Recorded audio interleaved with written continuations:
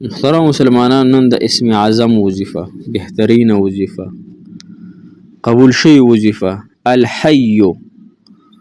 الحی دا ډیره ښکلې وظیفه ده. الحی معنی باندې تاسو پوهیږئ؟ همیشه همیشه ژوندي پاتې کېدلو والا، همیشه ژوندي پاتې کېدلو والا. دا څوک کېدی شي؟ نه ځمکه همیشه پاتې کېدونکې ده، نه اسمان، نه غرونه همیشه پاتې کېدونکي دي، نه انسان او نه پیریان او نه حشرات مبشرات. هر سړي له به پناه راځي، لیکن یو ذات داسې شته چې الحی دی، همیشه به قایم وي، نه په هغه باندې مرګ راځي، نه په هغه باندې پناه کېدونکې پناه راځي، نه په هغه باندې سبل سیز راځي. به همیشه څه شی وي؟ همیشه به ژوندی وي. محترم مسلمانانو، دغه وظیفه تاسو وکړئ.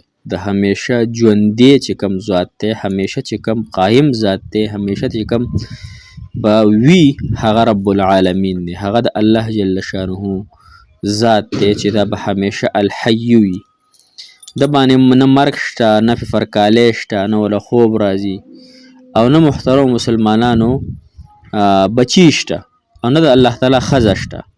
الله تعالی وحده لا شریک له ذات دی، یو زبردست ذات دی، یو طاقتور ذات دی. او نو محترمو دا وظیفه تاسو انشاءالله وکئ، انشاءالله په یقین سره وکئ. د دې ډېره ښکلې فایده ده، انشاءالله الله تعالی به دغه فایده درکړي. السلام علیکم ورحمة الله وبرکاته.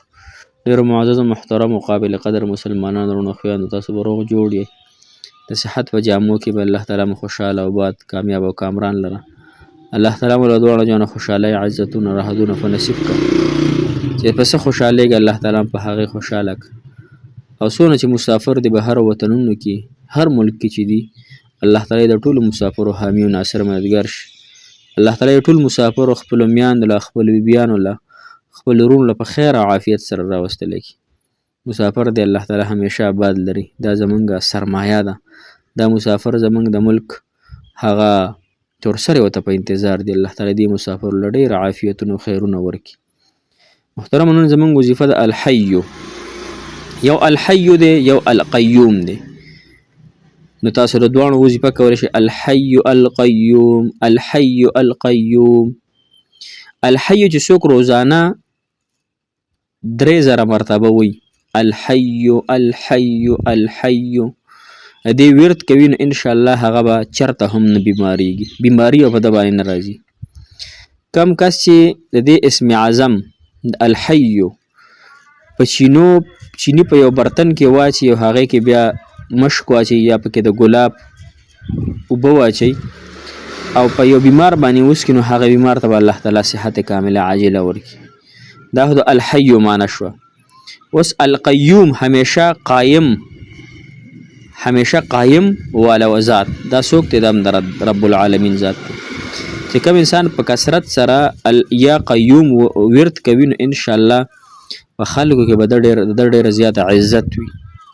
او که څوک په تنهایۍ کې دا وظیفه وکړي او دی پریشان حاله دی، په تنهایۍ کې وکړه، نو انشاءالله الله تعالی به خوشحاله کړي، خوشحالي به الله تعالی راولي. او چې کوم انسان